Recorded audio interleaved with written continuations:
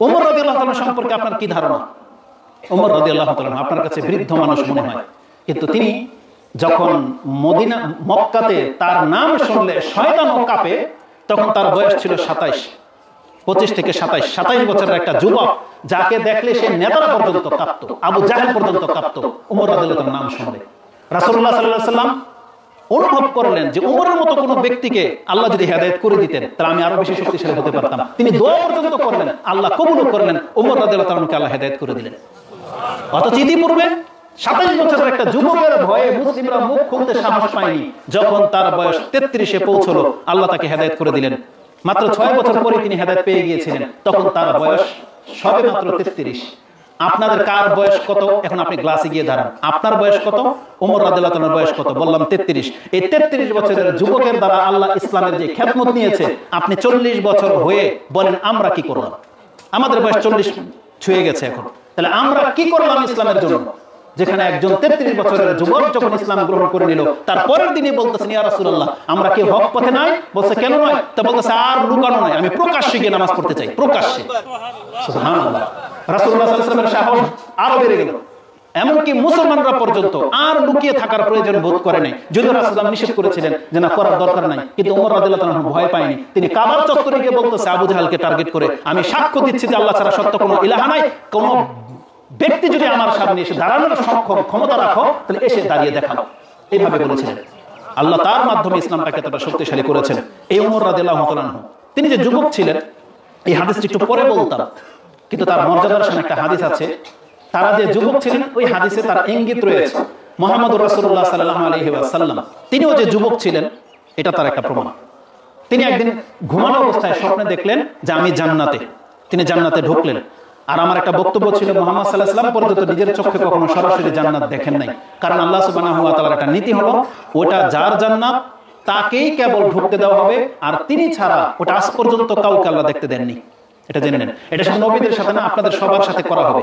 আমরা যারা জান্নাতি, আপনি আল্লাহর প্রতি এটা আস্থা রাখেন। আল্লাহ বলেছেন তোমাকে যেই জান্নাত দেওয়ার ওয়াদা আমি করেছি, এটা তুমি ছাড়া এটা আমি কাউকে খোলার অনুমতি দেইনি, আপনাকে দিয়ে সেটা খোলা হবে। মুহাম্মদ সাল্লাল্লাহু আলাইহি ওয়াসাল্লাম আল্লাহ দেয়নি ক্ষমতা।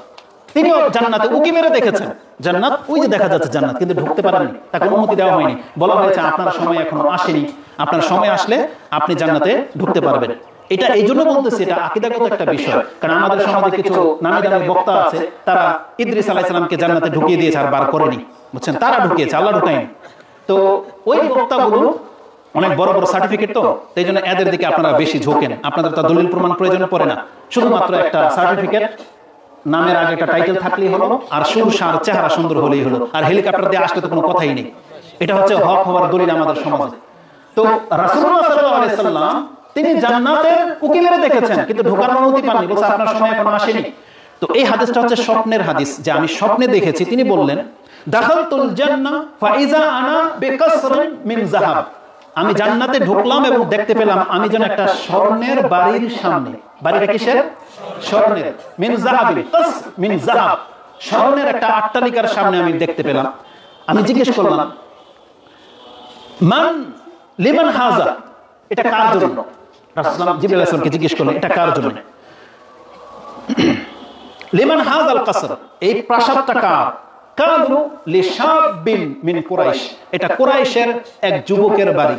কি বলেছেন? নাম বলেননি, বলছে এটা কুরাইশের এক বৃদ্ধর বাড়ি, এক যুবকের বাড়ি। যখন যুবক শুনেছেন, রাসূলুল্লাহ মনে করলেন ফাজানানতু ইন্নী আনা হুয়া, আমি তৎক্ষণাৎ মনে করলাম এত সুন্দর বাড়ি স্বর্ণের, আর যুবকের কথা বলা হয়েছে, তা আমার কেন যেন মনে হয় এটা আমি। রাসূলুল্লাহ বলছেন আমি। তারপর আবার প্রশ্ন করলেন মান হুয়া, কে সেই যুবক? জবাবে তাকে বলা হয়েছিল ওমর ইবনে খাত্তাব। এটা হচ্ছে ওমর ইবনে খাত্তাব রাদিয়াল্লাহু আনহুর প্রাসাদ। তার মানে রাসূলুল্লাহ সাল্লাল্লাহু আলাইহি ওয়াসাল্লাম এটা আরো সুন্দর হবে, কিন্তু এত সুন্দর প্রাসাদ তিনি দেখেছেন, তাতে শাবুম মিন কুরাইশ বলা হয়েছে, একটা যুবক, একটা কুরাইশের এক যুবকের বাড়ি। তার মানে আমি আপনাকে বোঝাতে চেয়েছি ওমর রাদিয়াল্লাহু আনহু যুবক, মুহাম্মদ সাল্লাল্লাহু আলাইহি ওয়াসাল্লাম যুবক, আবু বকর রাদিয়াল্লাহু আনহু যুবক। তাহলে যখন বাপের বয়স 33, ওমর রাদিয়াল্লাহু আনহু বয়স কত বললাম? 33। আবু বকর রাদিয়াল্লাহু আনহু বয়স যদি 37 হয়, তাহলে তাদের সন্তানদের বয়স কত হবে তখন? আব্দুর রহমান, আব্দুল ইবনে উমর, আব্দুল ইবনে আব্বাস, কারা তারা? কত তাদের বয়স? যখন বাপ যারা, তাদের বয়সে 20 থেকে 30। 30-35 এর মধ্যে সবচেয়ে প্রবীণ সাহাবী যিনি আবু বকর সিদ্দিক, যাকে আমি আর আপনি বৃদ্ধ মনে করি, আমি তার কথাটা আপনার কাছে তুলে ধরলাম। তার বয়সে যদি 37 হয়, ওমর রাদিয়াল্লাহু তাআলার বয়সে যদি 33 হয়, তাহলে তার ছেলে অন্তত পক্ষে তার 10 বছরের ছোট। যদি ওই সাহাবী অনুযায়ী ধরি অন্তত 15 বছরের ছোট, তাহলে আব্দুল ইবনে ওমর রাদিয়াল্লাহু তাআলার বয়স তখন হতে হয় 10 থেকে 15।